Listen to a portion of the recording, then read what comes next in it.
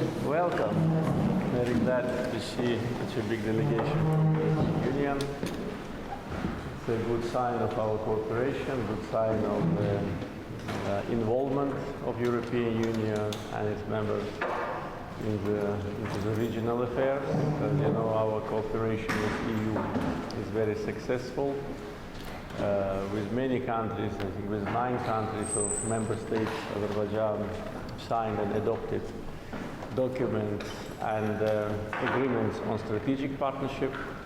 This, I think, is a very big achievement of our country because it's 1/3 of the member states. And this demonstrates that the framework of cooperation is really very broad.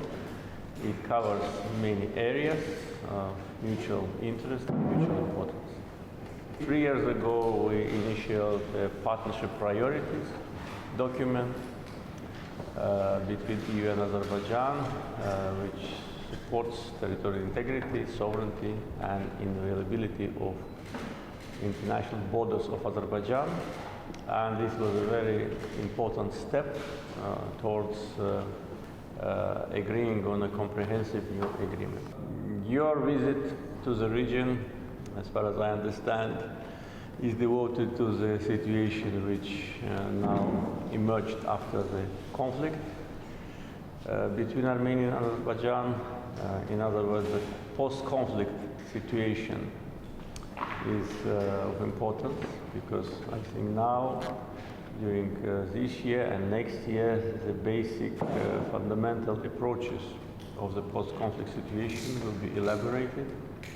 Azerbaijan's position is very straightforward and clear, and I on many occasions already spoke about that we want to move from post-conflict situation to peaceful development and cooperation in the Southern Caucasus. Unfortunately, so far, we did not hear something similar from Armenian government. All our statements with respect to beginning negotiations on a peace agreement with Armenia are ignored by Armenian government. But probably the pre-election situation was not very friendly for making such a statement. But now, after elections are over in Armenia, we hope that there will be a positive response. And of course, I think that during your communications in Armenia, this issue also will be discussed, because if we don't have peace agreement with Armenia, that means we don't have peace. And we don't have peace not only between 2 countries, but also in the Southern Caucasus. But we need peace and sustainable development and predictability, zero risk of war. We don't need war, and we did not need war before. So I think that this is the areas where we can actively cooperate, and I'm glad that the European Union demonstrates its involvement in the regional affairs, and your visit is a clear indicator of that. We appreciate any involvement which serves the cause of peace, reconciliation, development and cooperation in the Southern Caucasus. With respect to the pre-war situation, I just want to press our position once again. Azerbaijan always was committed to peaceful settlement of the conflict with Armenia.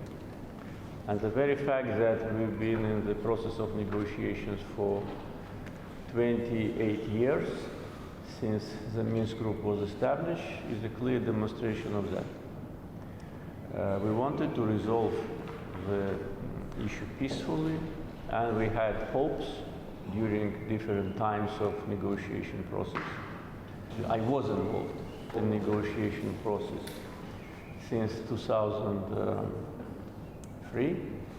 I held negotiations with the 3 leaders of Armenia, and I can tell you that this was a very negative experience in any kind of negotiations held globally, because we clearly realized after many years of these useless meetings that Armenia didn't want peace.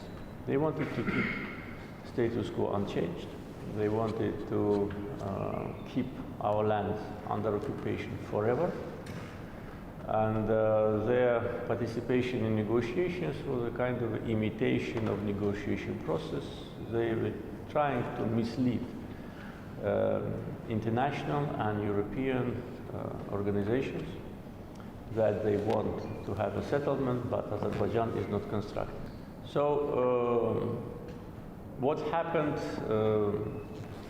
recently also totally is the responsibility of the Armenian government, which made a lot of provocative steps and actions and provoked the war. And there are a lot of evidences which can prove my position. I will bring you just a couple of examples. Armenian defense minister publicly said that Armenia is preparing for new war, for new territories. That was an open threat towards Azerbaijan. Armenian Prime Minister said that so-called authorities of Nagorno-Karabakh should be part of negotiations, which actually was not against only our interests, but was against the format which was elaborated by OSCE Minsk Group and its chairs. Therefore, OSCE Minsk Group chairs countries also were a little bit surprised, to put it mildly, with this position, and they objectively consider it as an attempt to walk away from negotiation process, because the format of negotiations was established by two countries and by OSCE. It's a conflict between Armenia and Azerbaijan. Another provocative statement made by Armenian leadership was that Karabakh is Armenia and that's it, which actually de facto put an end to any kind of negotiations. First, it was very contradictory statement, because on one hand, Armenian leadership was saying that Karabakh is an independent country and Azerbaijan have to negotiate with it, and then they say that Karabakh is Armenian. So we asked them where you are telling the truth. Actually, they were lying in both cases. But that was a very provocative statement which actually made any negotiation useless and meaningless. And during my meetings, several meetings with the Minsk Group ambassadors, I saw that they're also a little bit embarrassed and surprised with this position, and actually they didn't know what to do. If Karabakh is Armenia, then what to talk about? So that was a deliberate attempt of Armenian leadership to totally destroy negotiation process and to keep the lands forever under occupation. But that was not the full story. Then last year they made 3 provocative military actions on the line of contact and on our state border, killing civilians, shelling our villages, and provoking us. So the Second Karabakh War was inevitable, and it was clear for everyone. Now we are in the situation of post-conflict development. Nagorno-Karabakh conflict is resolved. There is nothing to negotiate about that.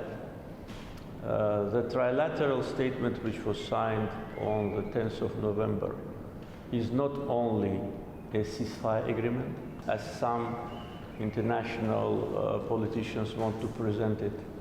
If everybody looks at that paper, everybody will see that it's not only about ceasefire, it's about many other issues. So we need to think about post-conflict situation. And again, as I said in the beginning of my comments, we are ready to turn the page. We are ready to move forward and to contribute to regional stability. And once again, I'd like to express gratitude for the visit. I hope it will be very successful, fruitful, and after your regional tour, definitely we'll be in touch through our embassy in Brussels, through our foreign ministry, in order to discuss our future plans. So, welcome once again.